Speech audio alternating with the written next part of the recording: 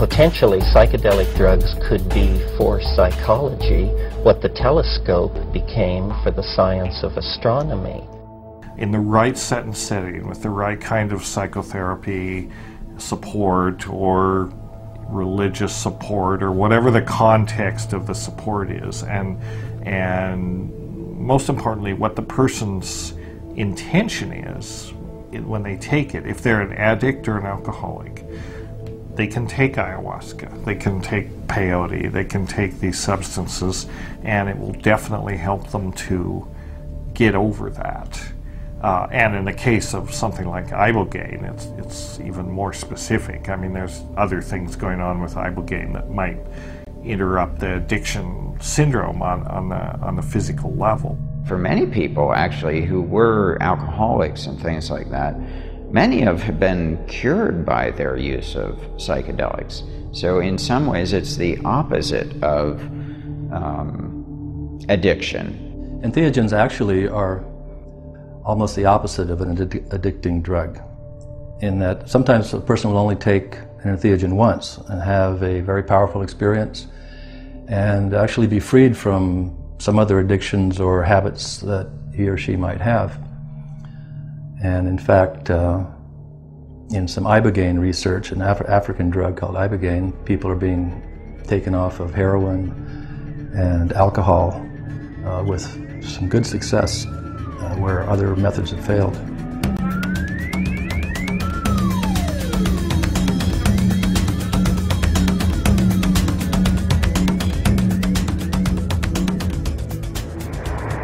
I discovered ibogaine pretty much 11 years ago on the internet back home to a friend of mine, which I gave a treatment. It was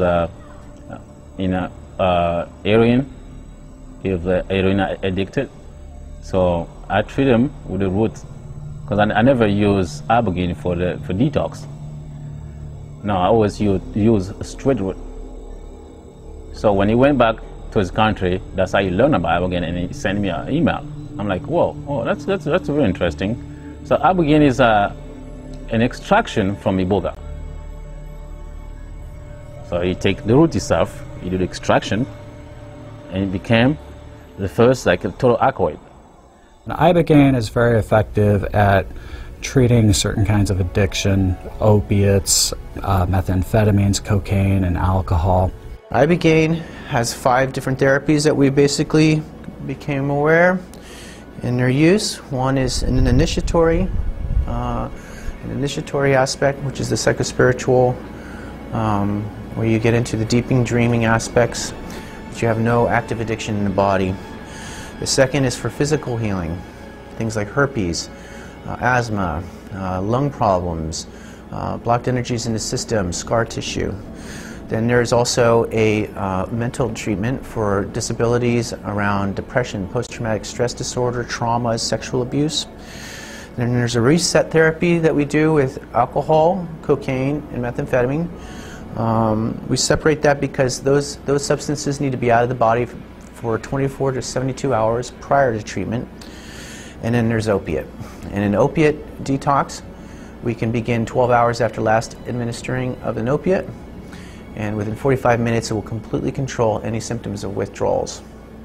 I even do the healing for, let's say, for women who doesn't have, wanting to have kids, and let's say they try in hospital, you know, in the doc there say, you know, you can't have kids anymore, but the woman is normal. It's like nothing's missing in the tummy. Why she can't have kids? I do the healing of that iboga.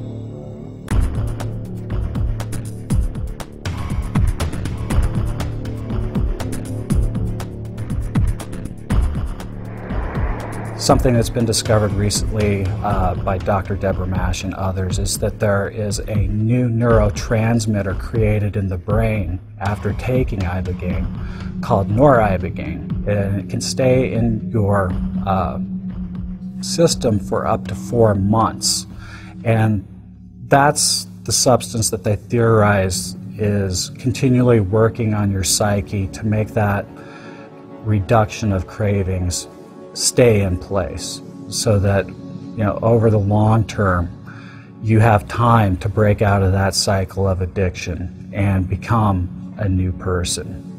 Not only is it address the symptoms of withdrawals and discomfort, but it also works in the craving center of the mind. So the individual, by the time they've completed treatment, has no desire whatsoever within a 10 days to 2 week period to touch opiates. See, that's pretty much the reason why I'm here in the West. I didn't just decide to come here. I love my country and we really peaceful there. Life is also great like here in Mexico. I would not just like leave my people, whatever I were doing, my family, just to come here to hang out. Now, I had a call from the Spirit to spread the roots, the word of the root, Iboga, which is like I'm talking with Abogan, to spread in the world, because it's not just for Africans, it's for anybody who needs it. If it was just up to me, I would just like, okay, let's go from city to city, clean up the streets, clean up the houses. We're gonna find those guys with drug addict. We're gonna find them and heal them all. Because that's the only way. That Iboga and Abogan is a last call for anybody who really wants to get help. You don't have to spend like thousands and thousands of dollars or spend months in a clinic rehab and go back tomorrow and using the drugs. No, it takes just a couple of days to get healed, and I'm ready to do that, to help anybody who wants to take it. Just one decision, that's it, that's all it takes. But the thing is, I've also known many people who take a lot of psychedelics and they're heroin addicts, they're alcoholics, it hasn't helped them a bit. So, honesty behooves me to say that. This is not a miracle cure for addiction. All these things can do is like open up an opportunity for the person to examine their lives and resolve to change, if that's what they want to do. But it won't compel them to change. It's not going to force anybody off drugs.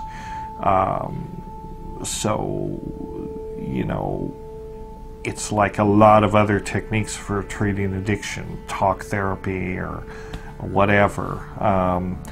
They work in some people and not in other people. Since it's illegal in the United States, the only options that an addict has is to go out of the country or to do it illegally in the United States. And there are some people in the United States who are treating addicts illegally. They're breaking the law by healing these people. However, most people go to other countries to take ibogaine. I went to Mexico around the Puerto Vallarta area with an organization called awakeninginthedream.com. And that was a great experience for me. And the people there were super nice, and it was in a setting that I think was beneficial to the ibogaine experience. In other words, it wasn't in a clinic, it was in a house, and I was with people who were very experienced at doing this, and I felt completely safe. But there are several clinics in Mexico doing this. Some of them are just right across the border in Tijuana. And there's lots of clinics around the world that will take your money and give you ibogaine. They've never taken ibogaine. They don't know anything about drug addiction, and they have no idea what that individual is going through in that process. And that just frightens the hell out of me. I mean, in comparison to what the model in the United States, this is not a return visit, a revolving door therapy house. We're hoping you can come here once, get rid of that addiction, and when you come back again to do more work with the ibogaine, if it benefited you, without an addiction in the body, because then you can go to the next level, and then you work to the next level. And this could be a real supportive, this isn't like going to meetings every day and believing that you're never going to be anything less than what you are. This confirms that you are no longer in the body energetically. There is no physical addiction existing in the system.